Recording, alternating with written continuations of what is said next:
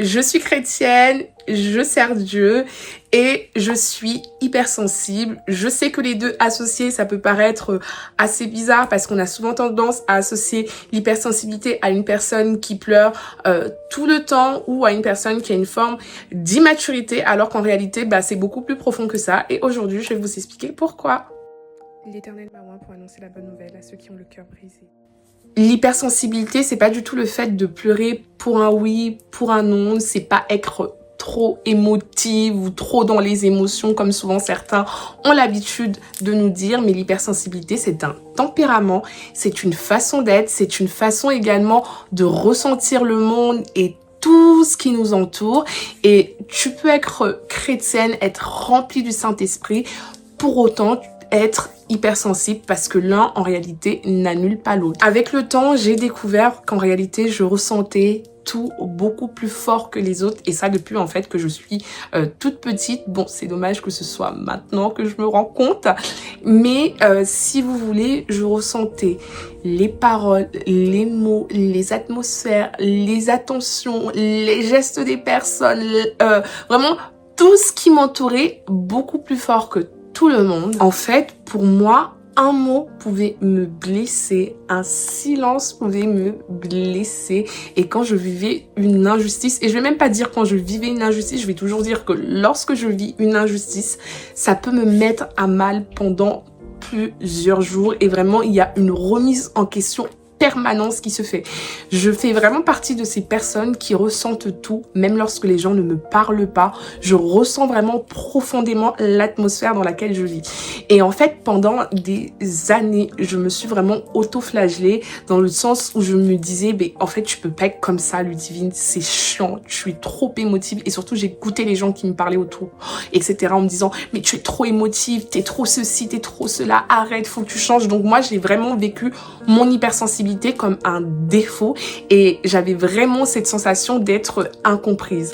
Et en fait, pour moi, lorsque je priais, je disais à Dieu, change-moi, alors que Dieu, en fait, lui, il n'était pas là pour effacer ce trait de ma personnalité parce que finalement, il a besoin de cette sensibilité-là, lorsque je sers, etc. Mais il voulait simplement me guérir de cette chose, de sorte, en fait, que mon hypersensibilité devienne finalement un plus-value pour moi et non quelque chose qui me retient ou qui me recule en arrière. Si on observe vraiment sur le plan, on va dire, psychologique, être hypersensible, c'est avoir un système nerveux qui est beaucoup plus réceptif que les autres, c'est avoir un sens de l'analyse qui va être beaucoup plus, on va dire, profond, ça va avoir un esprit, une intuition, on va dire, qui va être très développé et surtout un cœur qui va capter les émotions beaucoup plus vite et beaucoup plus fort que les autres. En soi, ce qu'on doit surtout comprendre, et je sais que pour beaucoup de personnes, ça peut être difficile de le croire, mais être hypersensible, ce n'est pas une maladie, ce n'est pas une faiblesse, c'est simplement que tu as une configuration qui est très différente des autres en fait. Très différent du quart de la population. Mais maintenant, ce qui arrive souvent, c'est que lorsque tu vas vivre des blessures, du rejet, que tu as des traumatismes, ton hypersensibilité, elle va venir se mélanger finalement à cette douleur-là, ce qui va faire que tu vas non seulement ressentir les choses beaucoup trop fort, beaucoup plus fort, mais en plus de ça, tu vas les surinterpréter, tu vas avoir une peur qui va être beaucoup plus grande et beaucoup plus profonde que d'autres et tu vas vouloir finalement te surprotéger.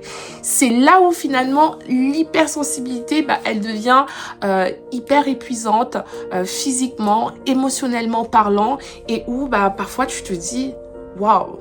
C'est pas une qualité d'être hypersensible, mais c'est plutôt un défaut. Moi, personnellement, pendant très longtemps, j'ai détesté mon hypersensibilité parce qu'en fait, je ne comprenais pas et je n'ai pas forcément fait le rapprochement avec les différents traumatismes que j'avais vécus et qui n'étaient pas du tout guéris. Donc du coup, j'étais vraiment dans cette position où tout était surinterprété par ma personne, où du coup j'avais énormément peur, je faisais tout pour me protéger, donc j'ai vraiment créé entre guillemets des forteresses autour de moi et mes émotions, j'ai souvent eu du mal à les canaliser parce que lorsque tu es hypersensible, le plus difficile pour toi, c'est de canaliser tes émotions. Et il y a un truc, moi, ça a toujours été très important qu'on puisse me laisser mettre un mot. Je suis quelqu'un, j'aime parler, bon, je pense que vous l'avez remarqué, mais surtout, j'aime mettre les mots sur ce que je ressens. Parce que si je ne mets pas un mot sur ce que je ressens, ce sentiment que je vais avoir en moi, finalement, il va me ronger de l'intérieur au point où ça va me rendre malade et que je risque de passer le quart de ma journée à me remettre en question toute ma vie, tous mes choix. Et c'est ça, en fait, le plus difficile pour moi, on va dire, avec l'hypersensibilité.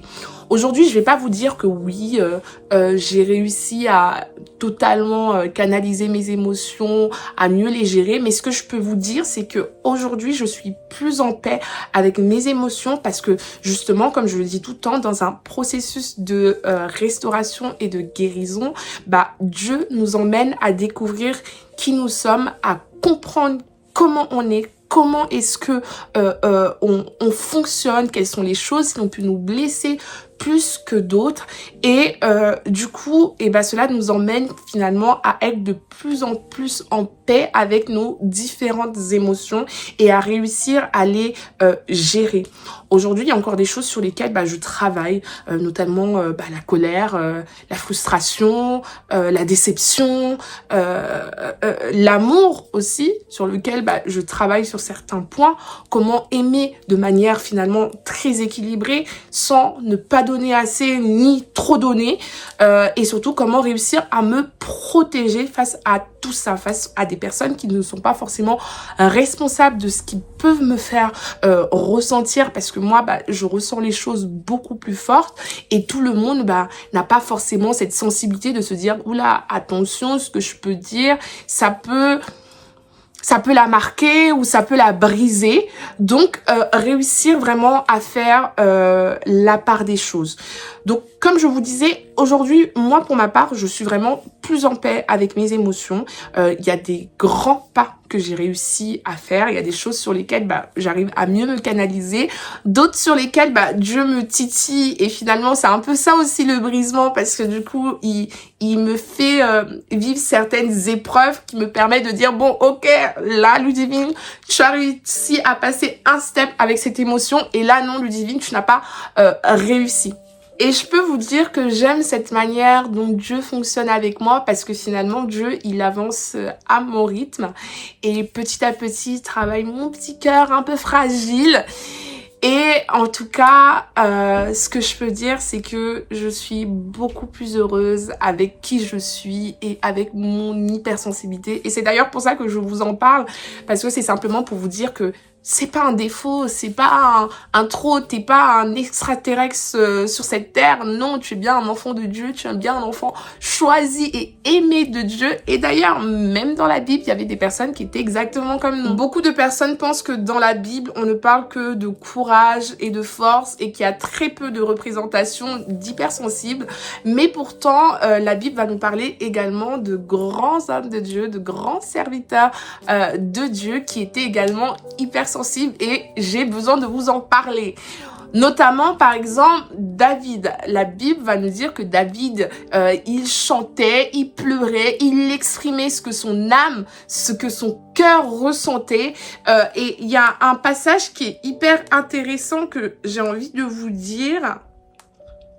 À un moment donné, dans les psaumes, David va dire « Mon âme est troublée, mon cœur se fond en larmes » et ça en fait c'est également une forme d'hypersensibilité.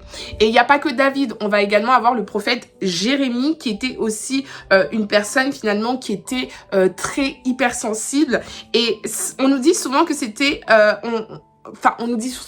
on appelait le prophète Jérémie le prophète qui pleure beaucoup parce que lui il l'exprimait, il avait vraiment cette lutte on va dire en permanence avec ses émotions et c'était pas tant parce que il était faible mais c'est parce que son cœur en fait ressentait profondément. Et ça également, c'est une personne qui était hypersensible et pourtant Dieu l'a énormément utilisé. Donc je veux rassurer certains, ressentir les choses fort, être hypersensible, ce n'est pas un péché. Au contraire, Dieu a énormément utiliser des personnes hypersensibles parce qu'une personne hypersensible, c'est une personne en fait qui a un cœur qui est rempli de compassion. Je vais vous donner 3 conseils que Dieu m'a appris et qui m'aident aujourd'hui à vivre avec mon hypersensibilité. La première des choses que je peux te dire, c'est reconnaître ce que tu ressens. C'est vrai qu'on a tendance à jouer l'effort, mais si tu es blessé, si ça va pas, il faut que tu arrives à reconnaître que là, ça ne va pas. Là, je suis fatiguée. Là, je suis épuisée. Parce que tant que tu ne reconnais pas l'état dans lequel tu te trouves, tu vivras toujours avec ton hypersensibilité comme une lutte en permanence. Et l'hypersensibilité, tu luttes pas avec quelqu'un, tu luttes avec toi-même et avec ton propre sentiment.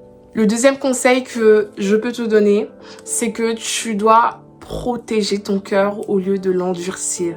Alors c'est vrai que quand on est hypersensible, on a tendance à se forger une carapace.